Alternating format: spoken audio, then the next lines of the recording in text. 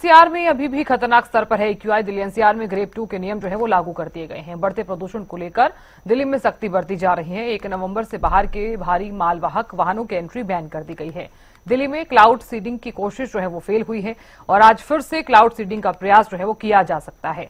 हरियाणा के कई शहरों में एक्यूआई खतरनाक लेवल पर है। तो दिल्ली एनसीआर के साथ साथ हरियाणा में भी यही हालात जो है वो नजर आ रहे हैं और यही वजह है कि बढ़ते प्रदूषण को देखते हुए लोग भी अब परेशान नजर आ रहे हैं। इसी के चलते यही प्रदूषण जो लोगों की सेहत के लिए काफी ज्यादा खतरनाक भी साबित हो रहा है। ये जहरीली हवा लोगों की सेहत के साथ जो है वो खिलवाड़ भी कर रही है। इसलिए आम नागरिक को खुद ही समझना होगा अपनी जिम्मेदारी, उसे खुद को किस तरह से सुरक्षित रखना है और साथ ही खुद भी सुरक्षित रहें और अपने परिवार को भी सुरक्षित रखें। इसी के साथ ही घर से अगर आप बाहर निकल रहे हैं तो मास्क जरूर पहनें और जहां पर ज्यादा वायु प्रदूषण है वहां पर आप बिल्कुल भी मत जाएं।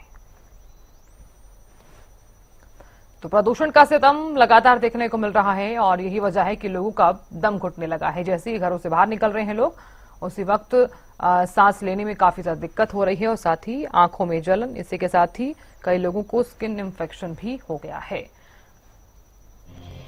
कहां पर कितना एक्यूआई है इस पर नजर डाल रहे हैं। दिल्ली में 275 जो बहुत खराब श्रेणी में आता है।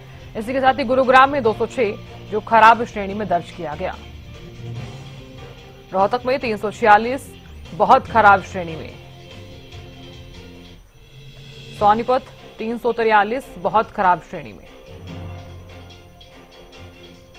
करनाल 282। चरखी दादरी 227 खराब श्रेणी में। कैथल 211 खराब श्रेणी में। फतेहाबाद में 206 खराब श्रेणी में दर्ज किया गया। फरीदाबाद में 167 मध्यम श्रेणी में। दिल्ली में 275 खराब श्रेणी में और गुरुग्राम 206। दिल्ली में 275, गुरुग्राम में 206, रोहतक में 346, सोनीपत में 343 और चरखी दादरी में 227, कैथल में 211, फतेहाबाद में 206 और फरीदाबाद में 167। तो आपके शहर की हवा क्या कह रही है, किस जगह पर कितना एक्यूआई है, इसका हम जिक्र कर रहे हैं ग्राफिक्स के माध्यम से।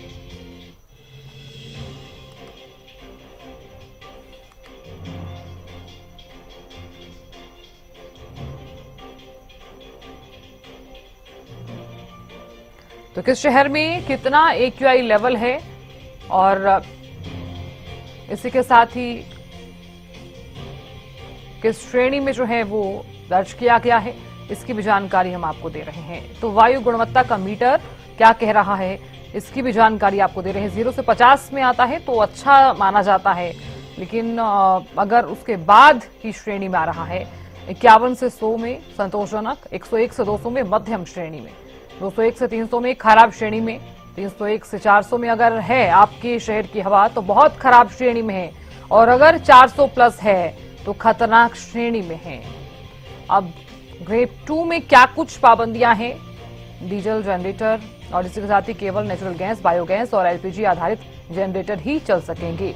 निजी वाहनों के उपयोग को हतोत्साहित करने के लिए पार्किंग फीस में बढ़ोतरी कर दी गई है। साथ ही सीएनजी और इलेक्ट्रिक बसों के फेरे बढ़ाए जाएंगे। आरडब्ल्यूए को अपने सिक्योरिटी गार्ड को हीटर देने होंगे ताकि कचरा या लकड़ी ना जलाएं।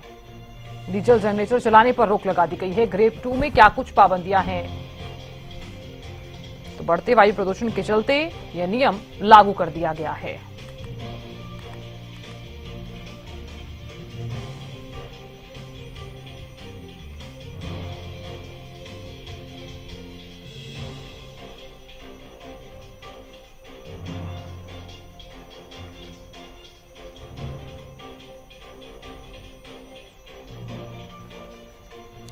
तो बढ़ते प्रदूषण के चलते आपको बता दें कि ग्रेड 2 के तहत क्या कुछ नियम जो लागू किए गए हैं और क्या कुछ पाबंदियां लगाई गई हैं, इसका हम जिक्र कर रहे हैं। देखिए, सीएनजी और इलेक्ट्रिक बसों के जो फेरे हैं वो बढ़ाए जाएंगे और इसी के साथ ही आरडब्ल्यूए को अपने सिक्योरिटी गार्ड को हीटर देने होंगे ताकि कचरा या लकड़ी ना जलाएं।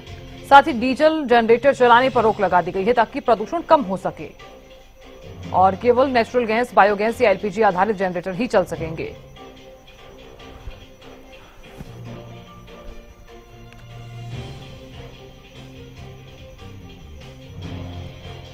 दिल्ली एनसीआर के साथ साथ हरियाणा में भी प्रदूषण जो है वो लगातार घातक साबित हो रहा है।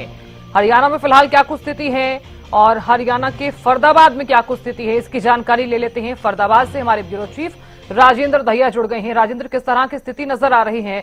बढ़ता प्रदूषण और साथ ही जो जहरीली हवा है लोगों के लिए काफी ज्यादा हानिकारक। बिल्कुल साधना, अगर फरीदाबाद की हम बात करें तो साफ तौर पर कहा जा सकता है कि एक्यूआई लेवल जिस तरीके से डाउन नहीं हो पा रहा है, 250 से लेकर 300 तक अभी भी कई जगह पर बना हुआ है, तो इससे लोगों की परेशानियां बढ़ गई। खासकर जो बच्चे और बुजुर्ग हैं उनको सांस लेने में काफी परेशानी का सामना करना पड़ता है और लगातार अस्पतालों में बच्चे जो बीमार हैं उनकी संख्या बढ़ी है और साथ ही बुजुर्गों की बीमारों की संख्या बढ़ी है। हालांकि जो दावे किए गए हैं कि एंटी स्मोक गन चलाई जाएगी, तमाम चीजें हैं, लेकिन वो कहीं धरातल पर नजर नहीं आ रही हैं। और यह जिस तरीके से लगातार पॉल्यूशन की मार आम लोगों पर पड़ रही है, क्योंकि तमाम जो अधिकारी हैं वो अपने कार्यालयों में जो एयर प्यूरिफाई है वो लगाकर बैठे हुए हैं, तो उनका कोई लेना देना जनता से दिखाई नहीं देता है। और इसका सबसे बड़ा कारण ये है कि अभी तक कोई बड़ी कार्रवाई पॉल्यूशन जो विभाग है जिसका जिम्मा है पॉल्यूशन को कंट्रोल करने का, उनकी तरफ से कोई बड़ी कार्रवाई यहाँ पर देखने को नहीं मिली है। साथ ही दावा किया गया था कि 2 दर्जन से ज्यादा टीमें गठित की गई हैं पॉल्यूशन को रोकने के लिए, लेकिन जगह जगह कूड़े के ढेरों में आग लगाई जा रही है। साथ ही कई कारखाने ऐसे हैं जो 24 घंटे यहाँ पर पॉल्यूशन फैलाते रहते हैं, लेकिन उनके खिलाफ भी विभाग की तरफ से अभी तक कोई कार्रवाई अमल में नहीं लाई गई है। और यही कारण है कि लगातार फरीदाबाद समेत पूरा एनसीआर गैस के चैम्बर में तब्दील हो गया है और लोग इसमें मजबूरन यहाँ पर रहने के लिए मजबूर हो रहे हैं और परेशानी का सामना भी उनको करना पड़ रहा है। तमाम आप देख सकते हैं पेड़ पौधों को मैं आपको दिखा दूं कि इन पर भी जो है धूल के जो कण है वो आपको साफ तौर पर जमा होते हुए नजर आएंगे। और यही कारण है कि वातावरण में जो पेड़ पौधों से ऑक्सीजन मिलती है उस ऑक्सीजन की मात्रा भी इसी कारण से जो है वातावरण में कम हो जाती है। और यही कारण सबसे बड़ा सांस लेने में उनको दिक्कत लोगों को जो होती है वो यही कारण होता है, क्योंकि ऑक्सीजन की मात्रा काफी कम हो जाती है जब पेड़ पौधे तमाम पॉल्यूशन के कारण ढक जाते हैं। और जो छिड़काव करने की बात कही गई थी, एंटी स्मोक गन पेड़ों पर चलाने की बात कही थी, वो कहीं पर नजर नहीं आ रही है। तो ये जिस तरीके से पॉल्यूशन की जो मार है वो कहीं ना कहीं लोगों पर पड़ती दिखाई दे रही है। जी बिल्कुल राजेंद्र, देखिए तस्वीरें जो आप दिखा रहे हैं साफ तौर पर देखा जा सकता है कि किस तरह से प्रदूषण जो है वो लगातार लोगों के लिए हानिकारक तो साबित हो ही रहा है। हालांकि हर साल हम यही तस्वीरें दर्शकों को दिखाते हैं, लेकिन प्रशासन की लापरवाही जो है वो अक्सर देखने को मिलती है। हर बार ये कहा जाता है कि इस बार पॉल्यूशन जो है वो खत्म हो जाएगा, लेकिन धरातल पर जो तस्वीरें हैं वो यही दिखाती हैं कि प्रशासन सिर्फ और सिर्फ जो चीजें हैं वो अनदेखी ही कर रहा है। अब ऐसे में कई तरह के सवाल हैं कि क्या लोग इसी तरह से बीमार होते रहेंगे? आखिरकार क्या सॉल्यूशन निकाला जा सकता है?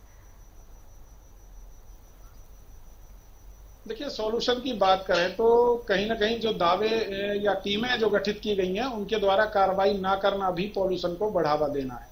और सबसे पहले कार्रवाई तो पॉल्यूशन विभाग के जो अधिकारी हैं उनके ऊपर होनी चाहिए, क्योंकि वो तो तनख्वाह ही इसी बात की लेते हैं और जो खून पसीने की कमाई है लोगों की, उस कमाई के जो टैक्स भरे जाते हैं उनसे उनकी पेमेंट जो जाती है। और कहीं ना कहीं जब अपनी ड्यूटी पे लापरवाही वो करते हुए नजर आ रहे हैं तो कार्रवाई क्यों ना हो।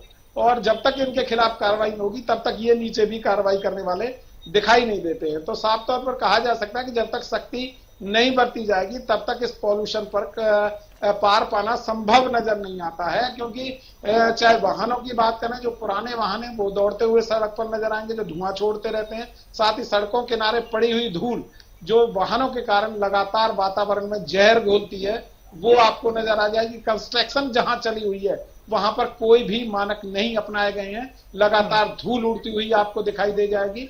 और साथ ही जो ग्रेप 2 के नियम है वो भी कहीं भी उन पर अमल होता हुआ नजर नहीं आता है धरातल की अगर बात करते हैं। तो सबसे बड़ा कारण यही है कि जो कार्रवाई ना होना है उसके कारण कहीं ना कहीं लोगों में इस बात को लेकर कोई ना तो जागरूकता दिखाई देती है और ना ही प्रशासनिक अधिकारियों का डर उनको दिखाई देता है। तमाम जगह पर जो कूड़े के ढेर हैं उनमें सरेआम आग लगाई जाती है और उससे जो पॉल्यूशन फैलता है कहीं ना कहीं वो भी घातक लोगों के लिए सिद्ध हो रहा है। जी साधना। बिल्कुल राजेंद्र, आप बने रहिए हमारे साथ, आगे भी हम आपसे जानकारी लेंगे। तो देखिए प्रदूषण जो है वो लगातार बढ़ता हुआ नजर आ रहा है और यही वजह है कि लोगों का जो है वो अब दम भी घुटने लगा है। जैसे ही लोग घरों से बाहर निकलते हैं तो सांस लेने में लोगों को काफी ज्यादा परेशानी भी हो रही है। लेकिन ऐसे में सॉल्यूशन क्या हो सकता है, क्योंकि प्रशासन तो लापरवाही जो है वो बरत रहा है।